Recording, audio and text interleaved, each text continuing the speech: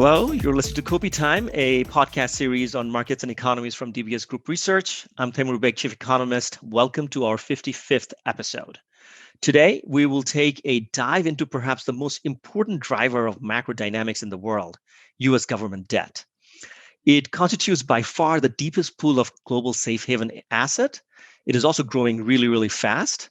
Should we worry about the supply-demand situation? How will the U.S. debt risks manifest? To talk about all this and more, we have with us a deep expert on U.S. fiscal policy with us today. Maya McGuinness is the president of the Bipartisan Committee for a Responsible Federal Budget in the United States. As a leading budget expert and a political independent, Maya has worked closely with members of both political parties in the U.S. and serves as a trusted resource on Capitol Hill. She testifies regularly before the Congress and has published in the Washington Post, Wall Street Journal, New York Times, Financial Times, and the Atlantic. Maya McGuinness, welcome to Kopi Time. Thank you. It's really nice to be with you. Great to have you, Maya. Let's start with some background. Please walk us through the U.S. government deficit and debt path over the past couple of decades, let's say leading up to 2019 pre-COVID.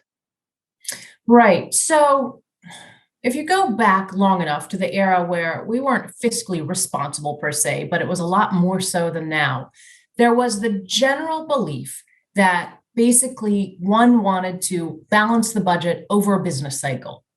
There's nothing magical about balanced budgets. A lot of times people think a group like ours that focuses on fiscal responsibility or being fiscally responsible means balancing a budget every year. Certainly not true, and that certainly never was in the history of the country.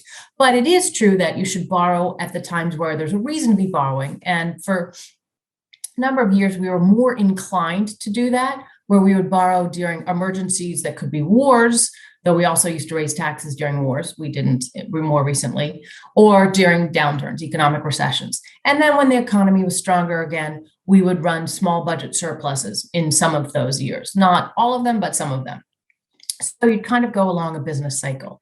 But as time has gone on, and as I'll probably talk a little bit about, because I'm really fascinated with this connection, I think as the political polarization has grown, this has become less the case, where it was now there is much more of a tendency to borrow even when the economy is strong. That's kind of where we got to today. I'd say in the middle period, during the era where we actually did have budget surpluses and started to pay down the debt, one of the biggest commitments that the country had fiscally was pay as you go.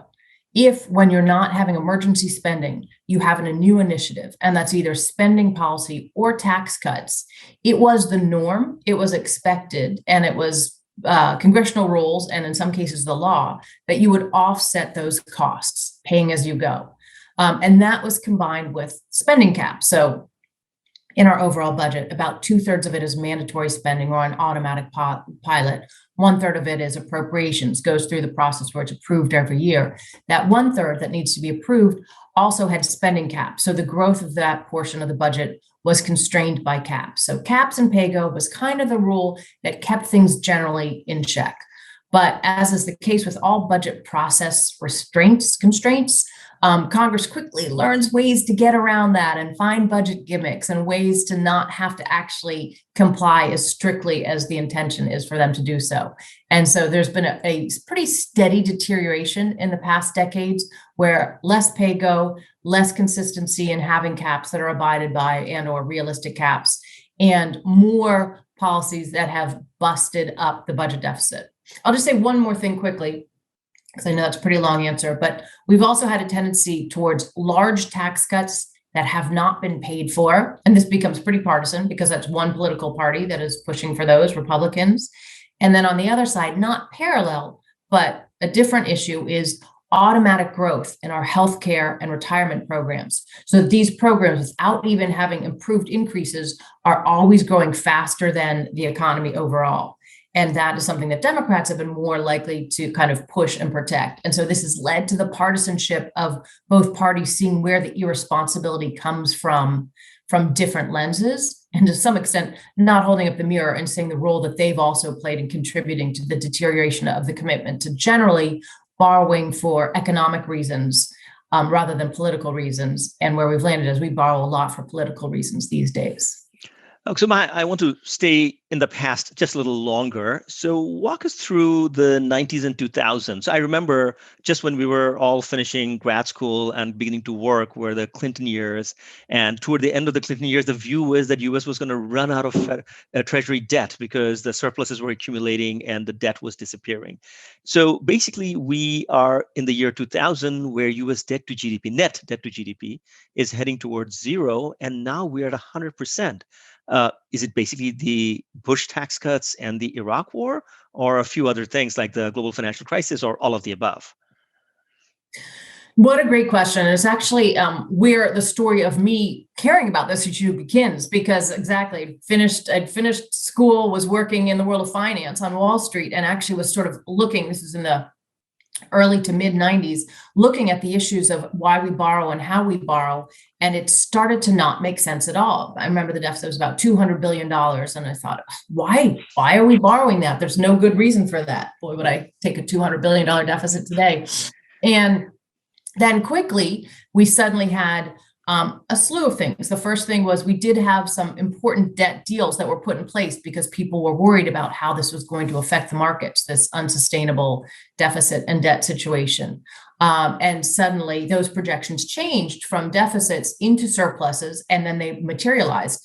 And just as long as we're mocking the idea of paying off the entire national debt, the first op-ed I actually ever wrote, and it was for the Financial Times or the Washington Post, was we should be very careful not to pay off the whole national debt because the US Treasury market is such a critically important part of the global financial market. Silly me and silly everybody else who was worrying about it, because what we didn't appreciate was Congress will never look at a budget surplus and let it remain in place. They will quickly find a way to spend it. And they did. And the story is exactly what you laid out. We had large tax cuts. They don't even seem large compared to what we have these days, but we had significant tax cuts followed by wars that were not paid for. For the first time, we didn't even make any attempt to pay for these wars, and a recession. And all of that wiped away all of those projections, because there's a couple lessons there. One, Congress will find a way to spend things.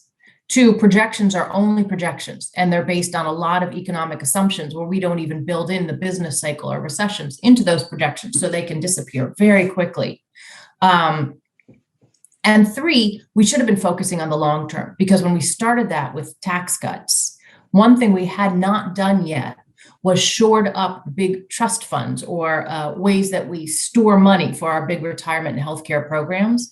We should have used those surpluses to shore up, set aside money for Social Security and Medicare, which are the big programs that rely on intergenerational transfers, and right now are headed towards trust funds that will become insolvent. It's kind of really short-sighted then to say, oh, we have these big surpluses, it's going to pay off the debt, we need tax cuts. That's an argument for wishful thinking of what you would like. What you should have done is set aside that money. And so what I think the lesson there was, things can turn on a dime. Fiscal policy is in many ways about being prepared for the unknown. And so you don't take a projection of optimism and build all your policies around it, because things can and did change very quickly. And after that, we had deficits growing as far as the eye could see, which has remained the situation that we have today. And because we're much closer to the baby boomers, the older people retiring en masse, and we're in the midst of it, in fact, it's much harder to see those numbers changing abruptly with all the good news that we had before. And of course, I think we forgot to mention, like, stock market bubble was a huge piece of it. That a lot of what brought in so many revenues that got us to surpluses was high capital gains taxes, a bunch of bubbles throughout the economy. And in many ways, I would say we probably have a bubble-filled economy right now. So it's a good warning sign to look back to be reminded of. That's a very good point. I appreciate that, because it relates very much to the things that I sort of have to deal with on a day-to-day basis. So, okay, Maya, let's sort of come to the current juncture. So last year, as the pandemic engulfed us, the Trump administration passed very large fiscal support program. So give us a sense of the magnitude of the response and your assessment of the measures that were passed at that time. Yeah, so I think we did a really good job responding to the immediate massive threats of both the pandemic and the slamming shut the economy. So the self-induced recession that I think was the right thing to do. And there's the three T's of responding in fiscal policy: timely, temporary, and targeted. And I think a Congress that could barely function and was routinely shutting itself down did a very good job of getting $5 trillion net out into the economy over the months of that year very quickly.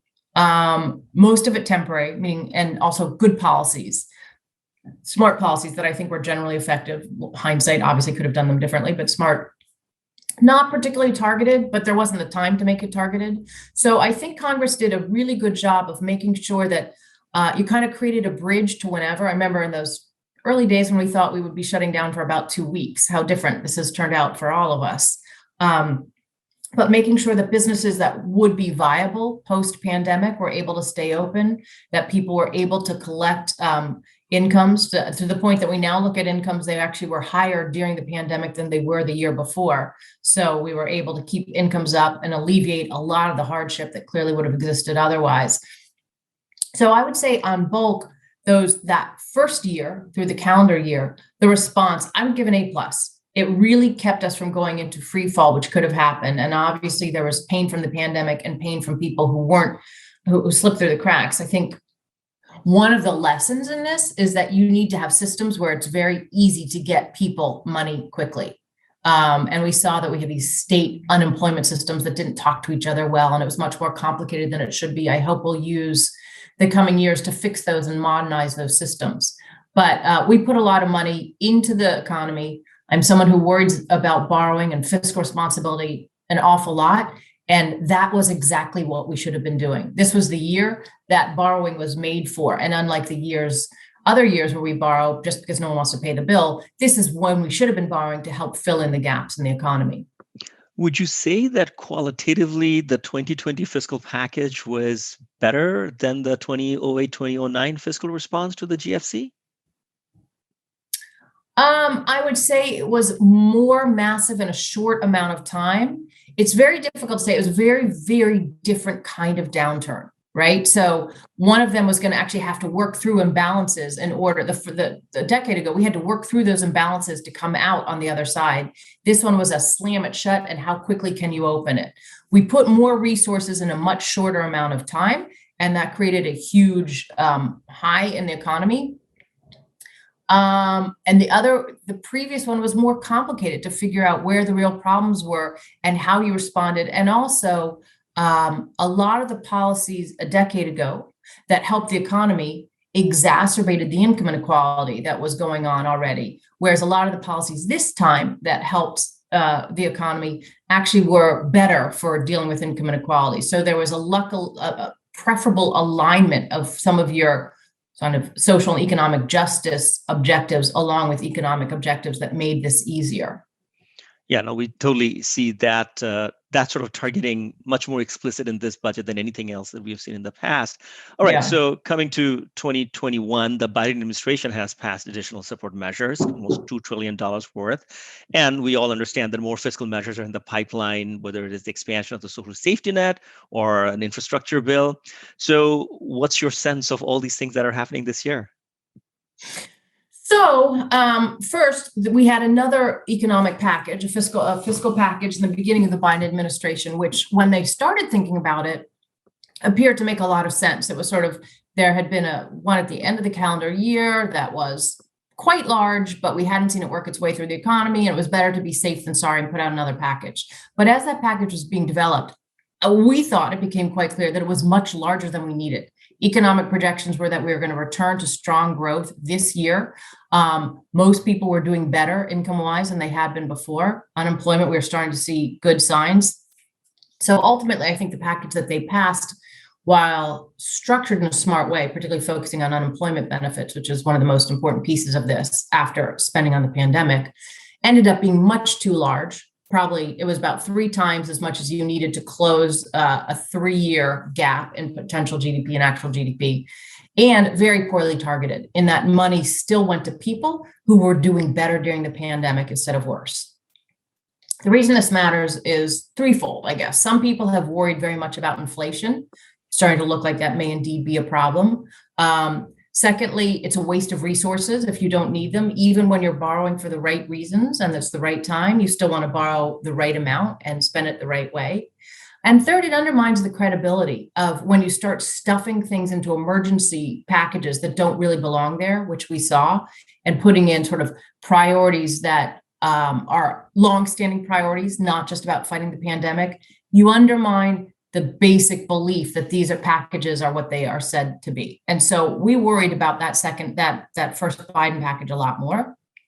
That said, it was better to do something than nothing. It was still an insurance package on a recovery. Could have been a lot better than it was. Now, looking ahead, there's two huge packages on the table. One focusing on not more traditional infrastructure, but hard infrastructure, and one focusing on what's being called human infrastructure. These packages are in the trillions. They are multiples larger than anybody's ever suggested before in this country. And I think pretty much by all accounts, they are probably too big in that they are going to be giving more money to a lot of areas in the economy than people know how to spend. That said, I should have probably started with that said. That said, they're really important priorities. Not only, as we talked about, is the history of the US on fiscal policy that it's borrowed too much when it shouldn't have. I would argue that the other piece of this story is it spent much more of that money on consumption and immediate gratification, and frankly, money going to seniors rather than investments in human capital, growth of our infrastructure, all of the kinds of things that you actually need for a longer term growth strategy. So I'm thrilled to see flipping the priorities on its head. Let's think about what kind of public investments to make as a bigger priority. But here's what we're not seeing. We're not seeing the shrinking of any other areas, because that's the hard part of fiscal policy. How would you offset it by actually cutting some of the existing spending? And we're not seeing it in the confines or like the overall frame of what's the big fiscal plan. The president has put out these two big initiatives before putting out his budget. So the budget's coming out after the trillions of dollars of new spending ideas. And what you really need is a blueprint for the overall country of what's the debt trajectory going to be? How overall are you going to have spending and revenues aligning? And how do you want to shift your priorities? And then thirdly, how do you want to pay for them? On the how do you want to pay for them, I think the president and the administration gets good credit for saying they do want to pay for them. There's a lot of arguments out there on all sides saying you shouldn't pay for anything. We can just wish away the costs. So credit to the president and his team for saying we do want to pay for this. They do it all on tax cuts, tax increases, which makes it harder to pass in a bipartisan way, which they say they want to do. And the pay-fors take too long to kick in. It would be about 15 years before these bills were paid for, and we'd still be borrowing well over $1 trillion in the first decade. The reason that's risky is when it comes to a political economy, easy to make the spending promises. They'll probably last longer than they're supposed to. A lot harder to make sure those pay-fors last, and oftentimes we see them get repealed. So it's a mixed bag. I think the priorities make a lot of sense. I think the bills are too big, and I think the pay-fors are not as credible as they need to be. But each new administration gets their priorities, and at least they are saying now that the economy is strong, we should be paying for these, rather than a lot of more irresponsible approaches to fiscal policy where people say, don't worry, it will pay for itself, or we can just print money. And those are the things that make me very concerned. Yeah, I want to talk to you about your view on MMT, but we'll save that for a little later. So as you said, that a lot of things are going to be first spending, and then over the medium term, the idea is to raise the revenue. And that would require, as you said, $1 trillion, which is about 5% of GDP worth of deficit from here till Kingdom Come. Is there sufficient confidence that between the US financial sector and the global investor base, there is sufficient appetite to absorb all this issuance? Well, the people who are arguing for these policies say that they are completely confident there's no problem. You look at interest rates, you look at the concerns about interest rates in the past that didn't materialize, and we should almost be borrowing more instead of less. To me, this goes back to one of the important roles of fiscal policy, which is being prepared for all the different things that can come along, whether it's emergencies, natural disasters, wars, cyber assaults, or a lessening of demand for US treasuries. I don't think it could ever make sense for a country to assume that there's going to be infinite demand for its debt, particularly when you know that other countries would like to rival the US in terms of having a reverse currency, and other countries would like to diversify the debt that they own. I think that's a dangerous assumption. It could be that interest rates remain that low and the demand remains that high for decades to come, or it could be that things start to shift in the near future. I would say a strong country would never base its fiscal policy on the assumption those things won't change, because the reason not to pay for things and to borrow, again, it's not economic. You actually have higher growth assumptions for many of these policies if you're actually if you're paying for the policies rather than borrowing for them. It's political. It's politicians quite rightly thinking that voters love tax cuts and free spending. And of course we love that. Who doesn't love free stuff?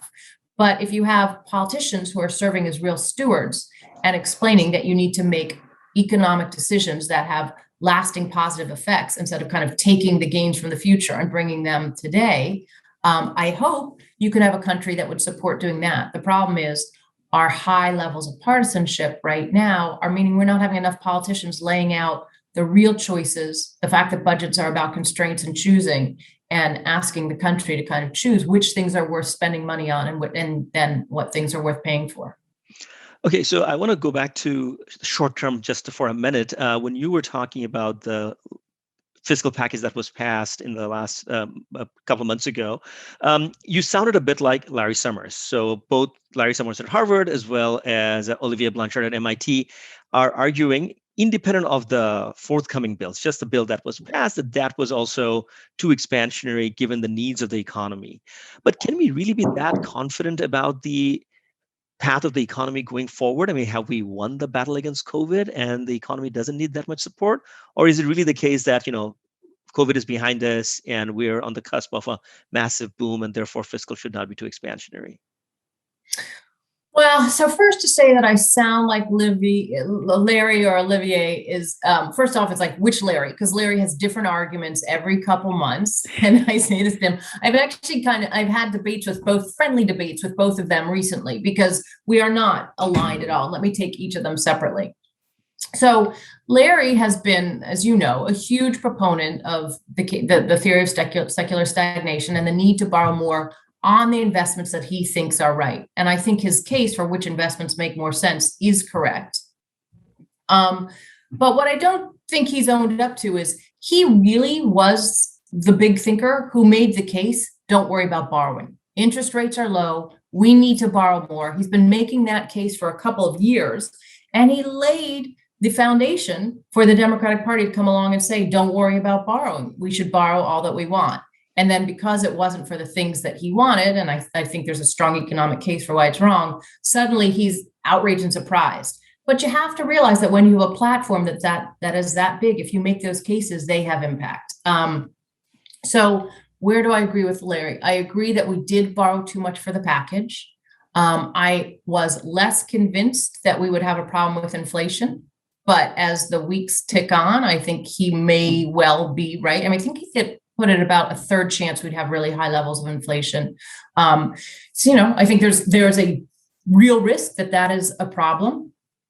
But my strong suspicion is he will go back to making the case that we can borrow for lots of investments, which I would not agree with. I would say it makes a lot more sense to go ahead and pay for those investments because we're already borrowing so much for other things.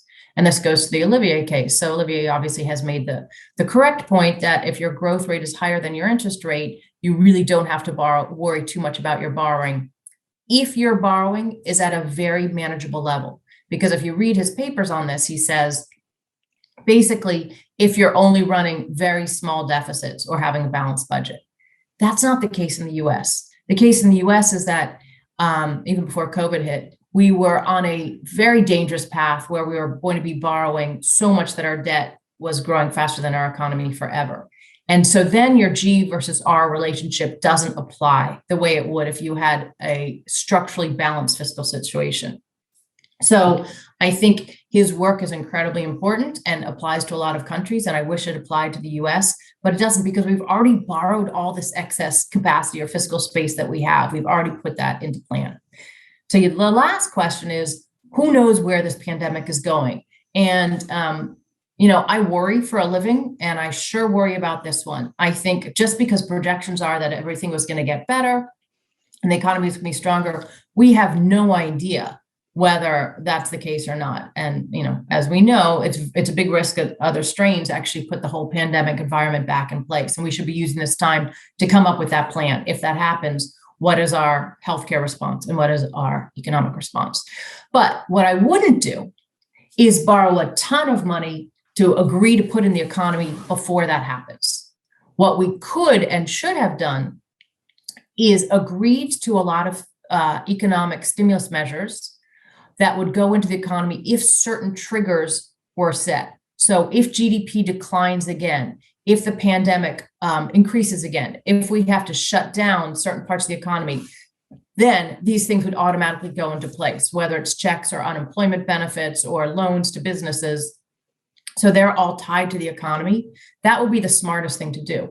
Even if it doesn't happen, Democrats who are in power and were more worried that Republicans weren't going to join them in further measures, they have the ability to pass all of this legislation on their own because of the way our budget process works through something called reconciliation. So there shouldn't be any concern that we can't have further economic packages. So what I wouldn't do is pass an economic package in advance of anything bad happening. What I would do is tie it to triggers, both when you have more stimulus and then when you turn off when you have less. And even if we didn't put those triggers in place, we do have the ability politically to pass subsequent packages. So we shouldn't be concerned that we won't be able to respond. We will. Okay, so that's a terrific rule to have. Are you seeing resonance among the Democrats in Yellen's Treasury to that sort of a design of fiscal policy, triggers and contingencies and so on? There's a tremendous amount of interest, absolutely. I will tell you, we look at it from both sides. We say that you should have things that when the economy goes down, it triggers more stimulus, but also when the economy is strong enough, it triggers the stimulus off and then puts in debt reduction measures. And let's be clear about what this is. This is saying when your political system's not functioning like you wish it was, you actually want to talk about automation of the worst things. This is like automating the politicians. It's saying democratic process is leading us to be biased towards irresponsible fiscal policies. So we need to make some automated policies in the other direction. It's kind of a sad realization that I think that would be the best thing. Yeah, there is some interest in it, but it hasn't been passed. So we don't have it ready for these rounds. But there's a lot to talk about. We, in fact, run a whole working group on triggers and how they could be structured and how they would work with a bunch of experts. And it's connected to a bunch of lawmakers who are interested. So hopefully sooner rather than later, that becomes part of our budget process. No, that's terrific. I mean, those sort of fiscal rules, I think, should be universally adopted. Sitting in the IMF used to talk about those things, but I'm glad to see that there is some degree of those things happening now. I love those fiscal rules reports. They're so interesting. They're really good stuff. Yeah. Indeed. Maya, going back to the issue of being blasé about interest rates being low and high debt ratio not really having an impact. Now, when we studied textbooks, they said that if you spend a lot of money, you crowd out private investment. Looking at the US over the last 2 decades, is there any evidence that the expansion of the deficit and debt has had a negative impact on the investment environment? Surprisingly, there is, despite the fact that interest rates are so low and we seem awash in capital. There has been work. Ernie Tedeschi, who's now in the Biden administration, has shown that there has been small amounts of crowding out. So yes, it does exist. That said, whereas it used to be kind of the top of the list of concerns one had about deficits and debt, for me, it's more at the bottom of the list now. And it's not that it's so much less of a worry. It is less of a worry, I think, but it's that there's so many other things that are more worrisome. And in my mind, the true issues, the true areas of concern are, one, we have an economy that doesn't feel like it's a healthy equilibrium, and it feels like things could change very quickly. And what I mean by that is it seems like there's a lot of bubbles, pockets of bubbles throughout our economy. I'm concerned about those. But if something were to change where interest rates went up, because our debt is so large, our interest payments would go up very much, very quickly. Kind of like a credit card teaser rate, where somebody offers you a low rate, you get used to charging, and then suddenly the rate pops up and you are in financial trouble. not to oversimplify, but we have this problem. If interest rates go up by 1 percentage point, we would owe another $300 billion per year in interest payments. That's twice as much as we owe right now, which is already a lot. It's already over $2,000 per family. So what concerns me is our dependency on low interest rates. And then the second thing is our preparedness, which is we're very lucky as a country that we didn't run into trouble borrowing what we needed to this emergency. But no one needs to look far around the world to see that there are a lot of different emergencies on the horizon.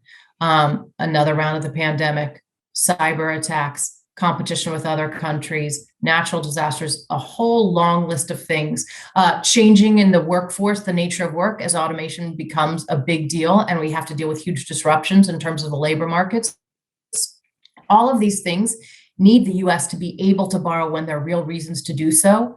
So I think the biggest concern for people should be US should always have, every country should always have a plan B. What do you do if emergency strikes? And by being so fiscally extended now, I think that plan B is dangerously compromised. Right. It's a bit like, having zero interest rates and not any buffer to cut rates when the next crisis hits. It is. I mean, we have two toolboxes, monetary and fiscal, and both of the tools are kind of depleted. And so we're wondering, can you make up some more tools? Can you create some more things around it? But it's risky business. You would rather have replenished that toolbox when things were going well economically, but we didn't, because in the 3 years of the Trump administration before COVID hit, we borrowed like there was no tomorrow. We borrowed for tax cuts, spending increases, more tax cuts. It was a bonanza of fiscal irresponsibility, really reckless, and really left us ill prepared. Maya, earlier you talked about coming up with spending plans without seeking any other offsets. So I want to hear your view. Where would you cut spending? What's on your debt reduction wish list? Also, where would you raise revenues if it were up to you? Yeah, I guess when I think about offsets for the president's priorities, and more generally, I guess I think of 4 buckets that apply to him, maybe 3 spending buckets. But this White House has focused all their offsets on raising revenues for high income people. They have a promise not to raise taxes for any family making over $400,000. Okay, that's a choice you make. And there's lots of places you can raise money there. Corporate tax increases, repealing some of the corporate tax increases, getting higher income rates, wealth tax, estate tax, capital gains, lots of things you can do there, many of which make sense to a certain degree. You want to be careful that you're not going to the point where you're really harming economic growth, particularly because economic growth is such a big challenge because of our demographic situation. But that's one bucket, progressive taxes. A second bucket is more broad-based taxes. When it comes to traditional infrastructure spending, that's what we've usually relied on, things like user fees, that I think make an awful lot of sense. I am a huge fan of a carbon tax. I'd love to see us moving on a carbon tax nationally and globally as much as possible. And there are lots of tax breaks in our tax code as well that we could get rid of. We have about $1.8 trillion in tax breaks a year in foregone revenue. Get rid of a lot of those. So lots to do on the revenue side. I would make the point that the scale of the new spending initiatives that people are talking about is so large, you can't pay for it only on the high income side and also bring your debt to a reasonable level. So if we're seriously going to pursue huge expansion of federal government, again, which is some people want it, some people don't. Our organization doesn't take a position on the size of government, merely that you finance responsibly. But if you want a government that's expanded as much as some people are talking about it, you can't pay from it all from the wealthy. So there's progressive taxes, there's broad-based taxes, there's spending reductions. And on that side, I think there's lots of places we should look at. We should put back caps on the growth of our federal budget per year. It's been growing in discretionary spending double-digit numbers in the past few years, and that's beyond what there's an arguable need for. And I would shift, as I said, a lot of our spending out of consumption into public investments. But the main issue is how you shore up our big programs, trust funds, Social Security and Medicare. On the Medicare side is hard. You've got to take real stab at controlling the cost of overall healthcare, which the US has a lot of improving to do. And a big problem we have is that a lot of the industries have captured kind of the interest in terms of how we price things and how we structure insurance and healthcare costs. That needs to be reformed. That's a hard political issue. Much easier is how you fix our pensions. Clearly, I would start with raising the retirement age. Not going to apply to everybody, but those who can work longer really do need to. We have life expectancies that are decades longer than when these programs started. I also think when you're looking at benefits, we should look more at means testing so the programs become more targeted towards people who really rely on them. And there is a backstop, but not a guaranteed payment for people who don't. And I think this is a big tension in this country. Should programs be targeted or universal? But I'm in the camp of targeted. Let's get the money to the people who need it and where it's necessary. Otherwise, you're losing a lot of resources by giving it to people who don't need it to build political support. And that's a very expensive price tag, I think. And so I'd do everything. Our fiscal situation is really bad. I would fix our entitlement programs. I would cut as much spending as possible, but I'd also grow some spending in public investment. I'd raise taxes on the wealthy, and I'd raise taxes on all of us to some extent, though at the very low end, people who are really struggling, I'd try to figure out ways to offset those costs so that they are better off, not worse off. Because I think the issues of income inequality and mobility are a real problem, both in terms of what is right and also what is viable in terms of political and economic support. So you need to be cognizant of that tension between income inequality and economic growth and try to be really smart about how you structure those policies. Curiously, you did not mention defense. Well, here's what I would do in defense. First off, I would leave defense to the defense experts. And I do read a lot of reports on defense because it's a fascinating time in defense. For every dollar I would cut in defense, and there's a lot because I think the US puts a lot of money into defense structures that are outdated and unnecessary, and sort of captive interests are powerful there as well. But for every dollar I'd cut, I would probably increase in other places because I think the world of defense in a new digital world is so beyond what anybody understands. I don't think there's any way to say, oh yeah, you're fine, you're doing enough on cyber defense. It's a huge risk. And so we're going to have to put more money in figuring out how you deal in a world where the competition and the warfare is incredibly different than it was in the last century. So defense to me is let's reshift all those resources, but I wish there were more savings to find. I'm concerned that there aren't. You have seen that the Biden administration is getting some resonance from foreign governments, especially in the G7, about this uniform minimum corporate income tax rate. What's your feeling about that? I think it's a terrific idea if it's workable. I'm just not sure if it's workable. I think trying to tax capital, which is as mobile as it is in this environment, is increasingly difficult. And we can chase it, and it's fine to chase it. And I like the idea theoretically, but I think it's going to be very hard to make it work. So, right. Fingers crossed that they have some success, but it'll be tough. Yeah, I frankly speaking, this has completely missed me before this actually came up in the newspapers a couple of months ago, and I'm kind of surprised to see that how quickly it's gotten some momentum. So kudos to the people in the government who decided to push for it. I did not think that would be in the top of their priorities, but they're actually getting some momentum. Not bad. I'm exactly where you are. I wouldn't have predicted that it would have had the staying power that it has so far. So let's see where it goes. Right.